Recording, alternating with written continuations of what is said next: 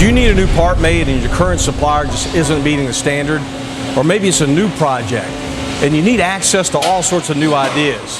Hi, I'm Hardy Spence with Ash Industries, and we're the molding experts, and we're coming to your neighborhood for a couple of days. This is the Greater Philadelphia Expo Center in Oaks, Pennsylvania on October the 23rd and 24th.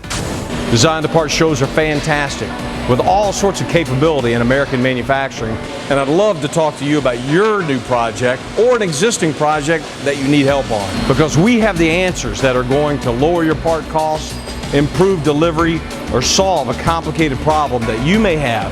Plastic molding, silicone injection molding, metal injection molding, and rotational molding. We know a lot about manufacturing, and we're looking forward to meeting you. We manufacture a wider variety of materials in a greater number of configurations than anybody in this part of the United States.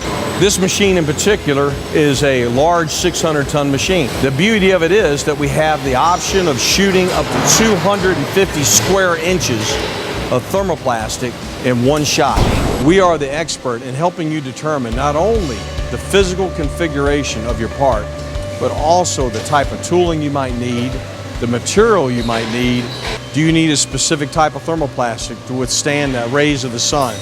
Or perhaps you're going to be using the part in a high heat environment, the chemical environment, joining with other parts. What other substances are going to be around the component? What will make this product absolutely successful?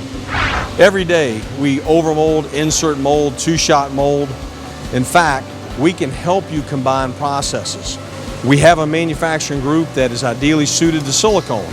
Well, we have a number of customers that overmold silicone on top of a thermoplastic component, or we have another manufacturing group that creates custom metal components in a Swiss lathe process. Furthermore, Ash Industries will pad print, hot stamp, screen print, epoxy bond, sonic weld, and combine any number of processes to give you an ideal component.